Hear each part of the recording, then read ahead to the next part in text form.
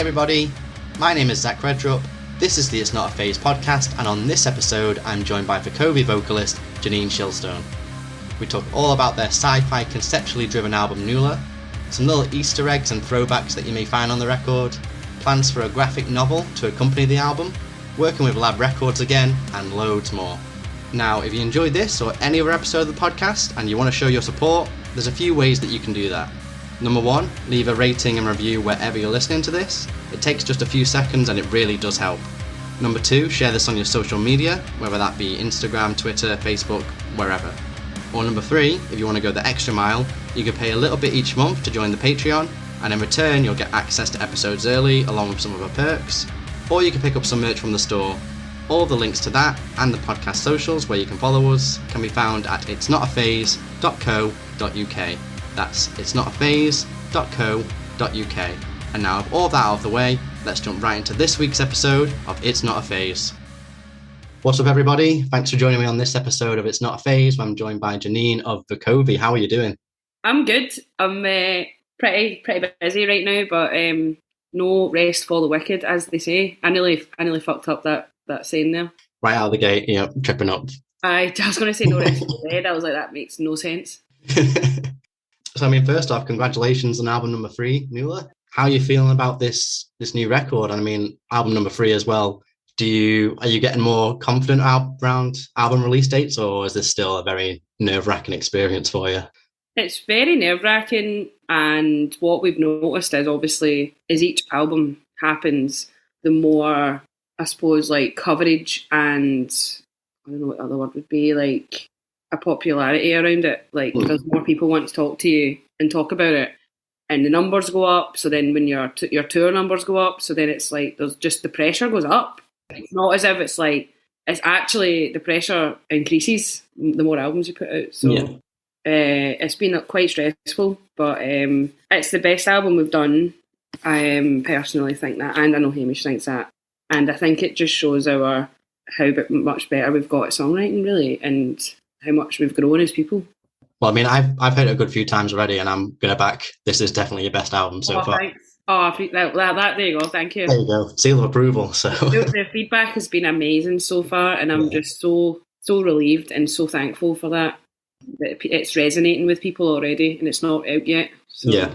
So there's a definite not only in the artwork but in the sound itself. There's definite sci-fi vibe, kind of astro dance punk rock kind of thing going on. And everything's going on, yeah, but it still all works. Were there any particular influences that kind of helped drive the album from a conceptual standpoint with all the space themes? Conceptually, I think, over lockdown, I went into this mad sci-fi wormhole. When I was growing up, I loved sci-fi. That was my thing. That was my go-to. It was my escapism. And then during lockdown, obviously, there was absolutely fuck all to do but stay in your house. So I was I'm just going to, again, it was escapism. So I was I'm going to delve into all the stuff I watched as a kid and just went down a mad sci-fi rabbit hole. And I think one night I took some edibles and I ended up writing this kind of comic about NULA. A backstory. And then it just sort of tied it into the album. Because I wanted with the story with NULA, that I'm hoping to release as a graphic novella.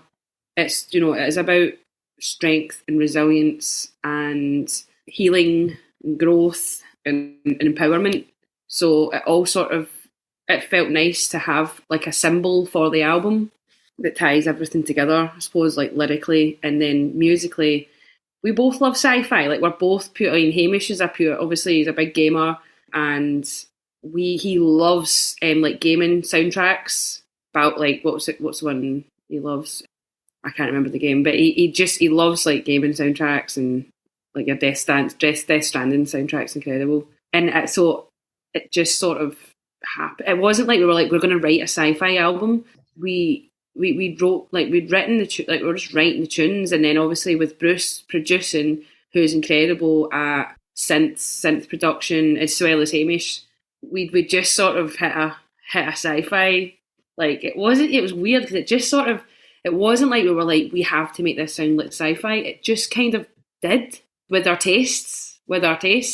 Yeah. And I suppose that was a subconscious influence because of through lockdown, we probably both threw ourselves into a lot of sci-fi. And then obviously the story of NULA, we've sort of kept growing arms and legs, and here we are. And then tomorrow we're doing the listening party in the planetarium. So it's just went full circle. Yeah, and some of those songs on there, I think didn't Slow come out towards the end of 2020. So like some of these songs are like nearly 2 years old now. I know, like that's the thing, like because that's been the hard point of doing an album through lockdown, because money is involved, like your budget.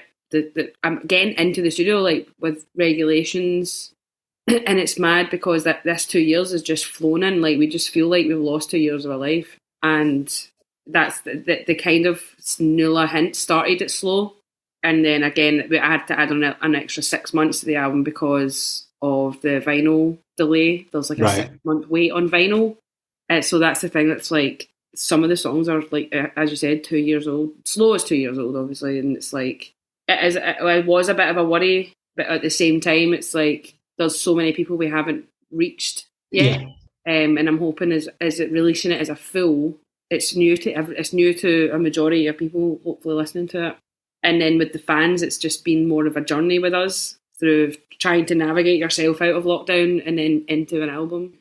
So when you went back to some of these sci-fi things that you loved as a kid, do you notice that any of them kind of weren't as good as you remember they were? They didn't date very well? Honestly, no. Like I just love sci-fi, like in Star Wars, all the alien movies, Fifth Element. I love Westworld. God, there's so many I love. Gattaca. Love Death Robots. It's just incredible. Yeah. Probably the best thing on Netflix. Yeah, there's so much that I do love. I just think, I'm trying to think if there's anything that I watched again. I'm like, this is shite. Yeah, I'm a big Alien fan. I've even got like an alien tattooed on me. But, have you? I didn't get tattooed, but I bought a really nice Alien t-shirt, like merch t-shirt. I fucking love it. I just love the colours. I love it. I love the aesthetic of it. I just think it's incredible. The gore is just so good. Yeah, and even like when you watch the first one, obviously it's a guy in a suit and some of the graphics aren't too great. But if you think about when that film came out, it's like the 1970s, wasn't it? And way ahead of its time. Oh, it is. And the sets, it's very 2001 Space Odyssey, some of the sets. But in fact, that was out even before Alien, wasn't it? Space Odyssey, I'm sure. I think so. And I think the sets, the costuming is incredible in the first one. I love it. Actually, in the second album, the intro, we took the sound of the computer on the first Alien. Okay. Like the mother computer. We put it as a loop underneath the intro. So clearly the second one had a sci-fi element as well. So we can expect you in a live show at one point dressing up as a xenomorph then, maybe? Maybe. I don't know if I'll pull that off, to be honest. But. Yeah. It's a bit of a look, yeah. Well, I mean, speaking of, the previous album, tying kind of into this album, you've got User 17359. Yeah. Obviously, in the intro to this album, you refer to again, and we obviously find out that's NULA. Was the idea of linking those two albums in that way kind of premeditated, or was that something that came out of the writing sessions and stuff? So actually, NULA isn't User 17359. Right, okay. Another character that's going to be in the book. Right. Who you'll find out who that is. Okay. When you read it. But it's a guy, it's a man. Right, okay. Character. But that wasn't planned on the second album. It wasn't like, oh, let's do this. But the User 17359 was just more like we're just a number to the hierarchy. I suppose it's more about capitalism. We've got capitalism themes. I suppose there's a bit of capitalism themes in the first album when he's talking about verifying your worth all the time. And so that is, I just liked the link between the two. Yeah, it's very subtle because obviously the second album isn't space themed at all, but yeah, exactly. So it's just nice to have. I just love putting like Easter eggs in wee places, like and there's Easter eggs in the album that will be in the book, and I think it will just be really nice to have a nice full piece or like some sort of like your own sort of universe of that are surrounded by the NULA story. Yeah. Yeah, I mean, I love it when bands do that because you know when they do like even throwback lyrics. So you'll hear an album do a lyric from an album 3 albums back, and Yeah, just yeah, harks yeah. back to that. It's always good to Yeah, do that. I love all that stuff. Like, Yeah, I just think it's very clever and it's very stimulating to yeah. the listener as well. So yeah, you mentioned as well that you're kind of working on a kind of graphic novel, novella kind of thing that kind of goes along with the concept, and obviously will give a better visual and explanation as to what the story is, Yeah, whereas the album's kind of exactly. soundtrack. Exactly. I think like people will be like, this isn't a concept album, or they might be like, oh, I don't know what the story is. But I just like the thought of it, people falling in love with the album, having their own idea, and then having more answers. Almost like I like the fact it's like a bit of a tease. You don't want to dive too much into it. You want it to kind of be like the casual Exactly. listener can still listen Well, to the album. exactly. I really want the listener to have their own take on it, and Yeah, escapism. It's all about escapism, isn't it? yeah, yeah. It's kind of like Coheed and Cambria. They're conceptual, and they've got Yeah. like a whole storyline. But you can Yeah. listen to an album without reading any of those books, and it's fine. Yeah, yeah, that's the thing. Yeah, so I suppose it's more like, I suppose you could call it like I don't know what the word is, like not bilingual, but like it's written to be played live as well, and that's what Hamish is good at. Like he'll really think of how will this translate live when we're writing an album. So you'll put some more sub drops and more drops and like halftime bits because you know that stuff's is gonna translate amazingly live. Yeah. So it's got both. Because you don't have to want to understand the album or delve into the story of NULA, but it's nice to have that option. It's like I say, it's a bit more lore for the more diehard fans as well. Yeah, exactly. Yeah. It's mad because I've already had people like googling NULA or looking for like hints places and trying to sum up what 17359 means, and it's mad. Well, I just did it and I got it wrong. So No, I mean, but that's what's amazing about it. That's fine because I love that. Like when I get so into a film, like I go down mad rabbit holes like on forums and stuff because I want to understand everything and I want to know all the answers. There's something really good about the mystery of that. And I don't know if you've noticed, but like there is Morse code embedded in the album. okay. Where's that? I can't tell you, obviously. Okay. So what's kind of the progress on this graphic novel then? So are you writing it and you've got an illustrator working on it, or? Yeah, so I'm co-writing it with a writer and a scientist called Leah Gorley. She's Scottish, and we're going to be doing the graphics with the guy who done all the Vukovi NULA graphics. So it's at his first draft, so we're just really fine tuning it. But I didn't want to rush and put it out with the album. I'd rather it was a separate thing. It's not going to be a Vukovi thing. It's going to be more a separate entity of mine, and I just want to get it right. And I don't think there needs to be a rush to get it out because I want the album to breathe and that to do its thing. That builds intrigue, doesn't it? Like the fans will listen to the album and they might get some parts of a story out there, but there'll be bits like how does that kind of link, and then that builds hype for this graphic novel you're working on. I was contemplating like releasing the first chapter just when the album drops. Just that's when NULA gets captured. But I think I'm gonna wait. I think I'm just gonna. I don't know. I'm not sure yet. I just want to see it all. I just want to get it finished so that at a good point it is finished. But I want to get it at a point where it's good, like very good. I want it to be a really high standard. I don't want any loopholes. I don't like loopholes. So yeah, it's just another thing. It's just something I started doing over lockdown, and I actually would love to start writing more. I've got some other short stories I want to do, and yeah, it's just the product of lockdown, really. Yeah.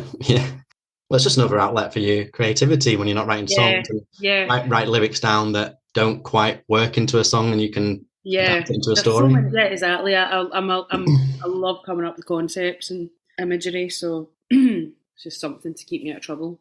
So when did, and you know, because obviously you're writing the lyrics and stuff, did the conceptual idea kind of impact and change how the lyric writing went? Do you think it kind of restricted you or kind of focused you on, you know, a path of where things can go? Not really, no, because the lyrics I didn't cater the lyrics to NULA, but the representation of NULA and her story is very much relatable to most humans. It's all very relatable. So it's not just for NULA, if that makes sense. And I think the NULA is basic. She sees the symbol, but it's for everybody, if that makes sense. Yeah, so it's not like, obviously you're writing songs the way you normally would, of personal circumstance, situations, feelings, observations, all that kind of thing, but kind of through the guise of NULA. Yeah. Some of the songs you wrote on there are pretty direct. I mean, especially XX at the end, those spoken word bits are very direct. There's no like metaphors or anything around there. Oh, I think actually there's a story behind that song. So when we first wrote it, I put a sample of Lady Gaga's speech at the Elle Awards, and we asked their management for permission, and they were really, really nice, and they were, it looked like they were going to say yes, and then they did change their mind at the last minute, and they said she really prefers to work on a project from the beginning, so we would rather you didn't. And then our manager was like, you've got 4 days to write something else and record it, and I was like, class. So I just wrote like that speech on a plane, on a flight or something, on a notepad. And when we went into the studio, I wanted to do it with like the text to speech again. And Hamish and Bruce were like, do it in your own voice. Like, just do it. It would just be you. And I was like, I don't like my voice though. But I did do it. I'm glad I did now. I'm glad I did it because it's a nice ending. It's an uplifting ending. It's more empowering ending. It's not like ending on a low note. I mean, it's got a bit of like a Choose Life Trainspotting vibe as well. So yeah, I love that song. I really do. And I hope people find it empowering. Yeah, definitely. I mean, especially because of the topics you kind of cover, it's good to be a direct. And I think the fact that you're saying it just makes it more human, literally, because it's a human saying it. So Yeah. Well, that's the thing. I think because like, I mean, again, the story of NULA, like, it is all about capitalism and exploitation and greed from mostly men, but it's not all men. And again, it does tie in, like, it's just relatable. It's real life. Yeah, it's happening to us right now, And I think a lot of women, and I say women, I mean non-binary as well, but I think a lot of women dumb themselves down because maybe that's the way they've been brought up, or they just feel inferior, and actually they end up not fulfilling themselves as much as they deserve to and as much as they are capable of.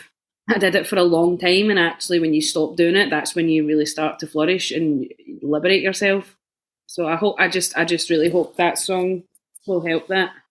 I mean, I'm sure it will. I know like a lot of your songs and lyrics have helped people in the past through lots of other things, and you guys, not to say like it's kind of like your responsibility, but you guys have got a platform, and whether you do it consciously or not, you create change.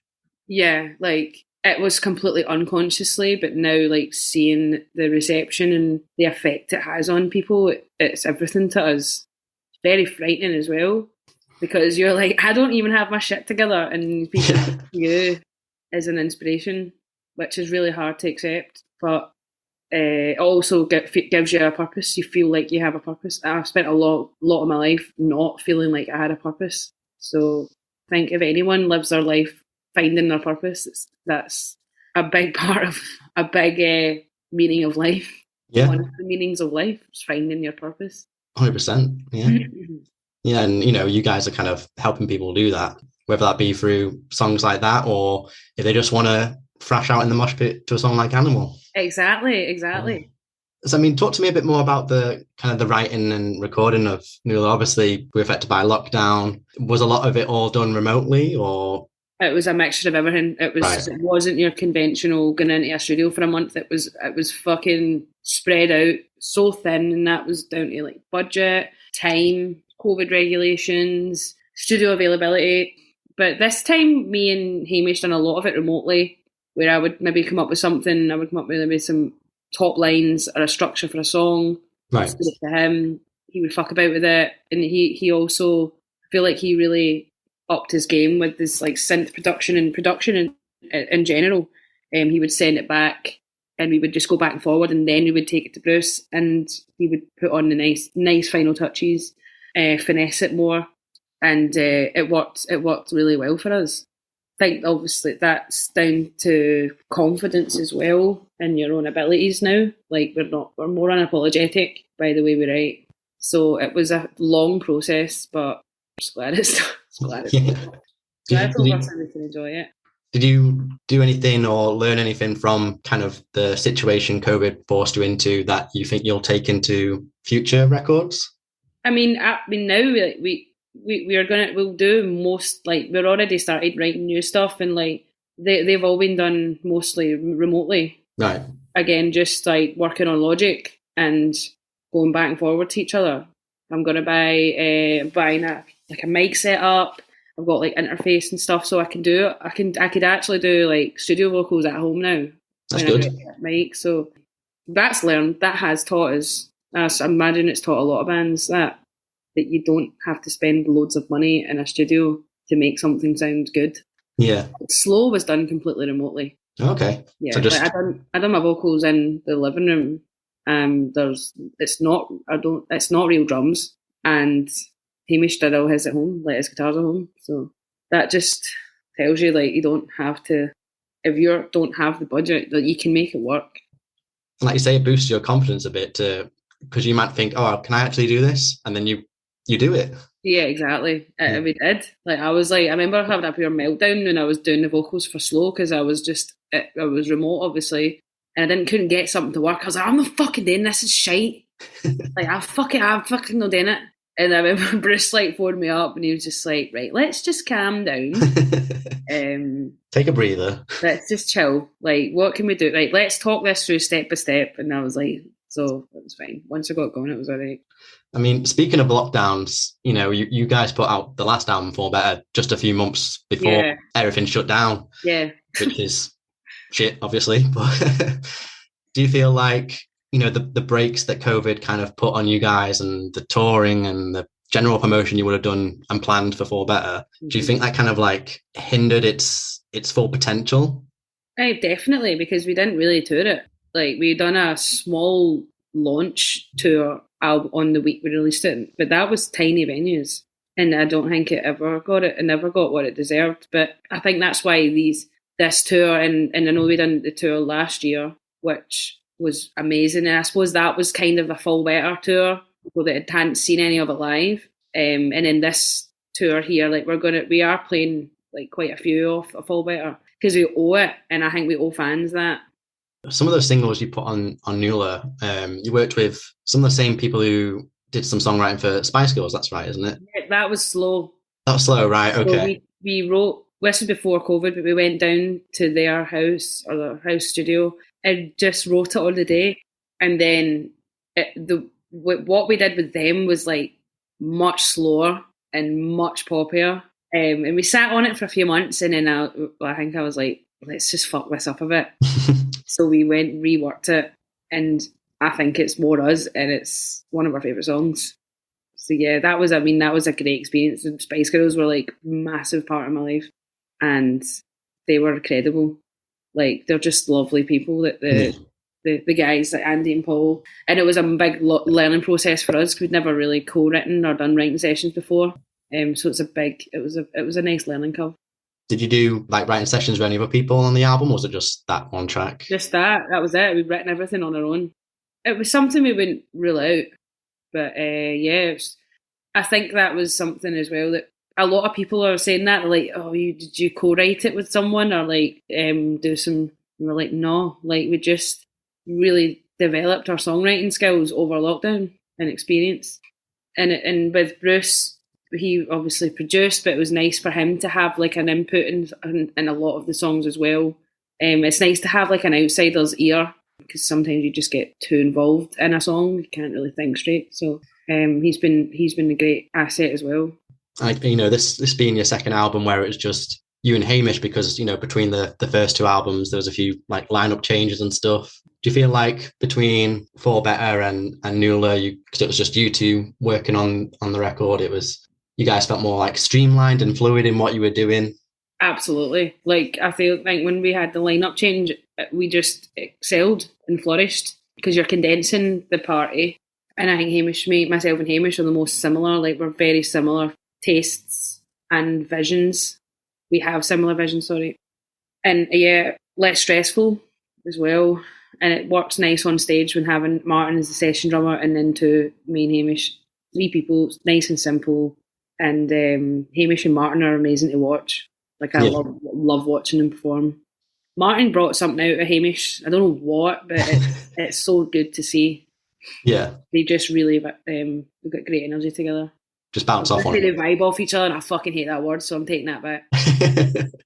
What's that saying? Like, not to put down the members beforehand. Not at all. But I guess there's that whole saying, like, too many cooks in the kitchen. Yeah. I suppose like they were a big part of our career in our journey. I never take that away from them, and that's just the way it is. Like, it's part of our journey, and we totally respect their decision to leave. Like you were saying before, everyone needs to find their purpose and go on down their own different paths. Absolutely, exactly. You can't chastise anyone for that, and you have to completely understand. But we've got great memories together, and there's no bad blood or anything. Everything's great. Yeah, that's good. That's good. Well, is this record you've gone back to Lab Records because you were independent on For Better? Is that right? Well, yeah, we went independent, but it was through Cartel. It was a company called Cartel, who I think are more like licensing company, but they funded it. Yeah, so then we went back to Lab for this one. What made you want to go back to them? Did you have any other like offers, or was it just? We didn't really, honestly, like, we didn't, because of COVID, like, we were like, we are fucking never making an album, are we?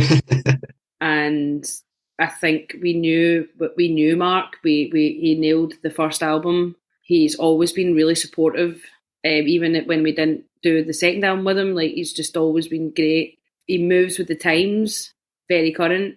And when we had some other interests from bigger labels, but I can't be fucked doing that dance and playing the games of, like, not getting straight answers and taking fucking months to make a decision. Like, fuck that. We don't have time for that. And when Lab put an offer in, we felt like that was the best decision, because we know what you're going to get. We knew he's more than competent. So yeah, you worked with him on the first album, so absolutely. So we had that experience with him. We had that relationship, and he isn't one to just fuck about and sit around. So I think that was the best decision for us, yeah. Well, I mean, we look at Vukovi now, you know, Vukovi's been a band for over 10 years now, which is crazy to think. I mean, I think the first time I saw you guys live was Hit the Deck, I think, in 2014. Fucking hell, so man. So I think you guys are not long put out, I mean, I might be wrong here, it might have been not long after you put out Boy George. All right, maybe. Okay. So, you know, you guys have been a band for over 10 years. And, you know, even if we look at those first EPs to now, there's still kind of like a similar thread throughout all your records, but you've definitely evolved and progressed while keeping that stamp. When you look at the career of Vukovi so far as the band, and also you as kind of like a vocalist and a songwriter, what are you kind of most proud of that you've achieved so far? And do you think the Vukovi of today is kind of what you somewhat dreamed it would have been when you first started? Honestly, we had no expectations when we started. It took us 6 years to put out our first album, so we had no expectations, because it was very pretty much our first ever band. Like, we didn't know what we were doing. Like, I had no idea what we were doing, and we had to learn as you went and learn from a lot of mistakes. And we didn't. I mean, obviously, there's goals you have, or there's things that you would love to have, but these things never pan out. Like, you really have to adapt and go with it, whatever hits you, whatever comes at you. So, yeah, I can't say that we just don't know. Like, we are just like as surprised as everyone else when stuff comes through. We progress more and things happen. But now we're starting to believe it more. We have hit so many goals, like more than anyone could possibly imagine, and other bands could dream of. Like, we don't really take enough time to appreciate that. We're just like, right, what's next? But I'm trying to take more time to enjoy a moment. I can't even think of like things that, like, some of the big one for me was probably Hottest Record, because that's something I thought we would never get in a million years. That was a really big thing, and selling out tours, upgrading. I mean, our London show is sold out again. We just found that out today. That's amazing. Like, that's mental. And it's still weeks to go. like a few weeks to go. I don't know, 2 or 3 weeks before. So that's such an incredible achievement for us, and we are very proud. So hard to believe it's happening, but we're just trying to kind of run with it. Yeah. I think you should be a bit more like, I guess it's easier said than done, but you evidently like go in places. Like look at, like I said before, we started the interview, like Download Pilot. I mean, that was, again, but that's another big highlight for us. That was a huge highlight. It's incredible. And your fan base is just growing and growing. You've got this new album coming out, which, as I said before, definitely your best album yet. So only up. Yeah, I mean, we'll see. It feels like it's going the right way, and that's taken a lot of hard work. But we have fans to thank for that. They are the most important people to us. The support and the love, and things are fucking grim at the moment. Do you know what I mean? Like, people can't afford to fucking heat their houses. Yeah. And fans buying albums and coming to their shows and buying merch, like, that really means everything to us. Yeah. I mean, if you just think of like the phrase cost of living, that's just a grim statement in its own. Fucking grim, man. We've been absolutely fucking shafted. So, I mean, and it's like, so we appreciate that. We get it. We really appreciate it. It's literally probably the hardest time in history to be in a band. That's what you're up against. Do you know what I mean? So we are so appreciative. And you're still selling out venues. And who knows, you might sell out and upgrade London again. So maybe. I don't think they definitely won't upgrade this one again, but I'm hoping I'd like to do Coco next year, but I don't know. We'll see. Yeah. We'll see how the economy is. Yeah, that's true. Yeah. You know, other than the release of NULA, you've got this tour coming up in October in the UK and Europe. What else is planned for the rest of 2022 and 2023 that you can talk about? Next year, I think it's going to be European circuit, mostly the festival circuit. We're hoping to do a lot of festivals next year, so I think Europe will be a big focus. Maybe end of next year, America. I would like to do another headline tour, like a post-album headline tour. Yeah. I don't know when though, maybe April or May. I'm not an agent, so I'm probably talking shit here. But we would love like a big stadium support or an academy support. That would be nice. But again, these things are so unpredictable. You can't predict these things. They just happen. Don't. But yeah, I think honestly we are just riding a wave right now. I don't know how this album's going to go down, and I don't know what's going to happen for the rest of the year. I don't know. It's just one of those things. Well, I think it's going to do those great things for you. So Coco next year, I think that's definitely on the cards for you. I'd like to think so. Yeah. Before I let you go, any final words, anything you want to plug or say? No, thank you for talking to me, and I appreciate you listening to the album. And yeah, I hope it's something that gives people a bit of hope and empowerment. Especially in shit times like this. Exactly. Exactly. It's a nice bit of escapism. Yeah. For this shit storm that we're in right now. Well, I'll let you go and enjoy the rest of your evening. Cheers, thanks, Zach. Bye. Cheers. Bye. And that's it. Thank you so much for listening. If you enjoyed the episode, please consider supporting the podcast in any way that you can. We have a Patreon where you can get access to each episode a week early, along with some other perks, a merch store, or you can leave a review wherever you're listening to this. You can also follow me on social media or subscribe to the newsletter where I'll send out each episode to you via email, along with regular playlists. All of this can be found at itsnotaphase.co.uk. That's itsnotaphase.co.uk. Thanks again for listening, and remember, it's not a phase, it's a lifestyle.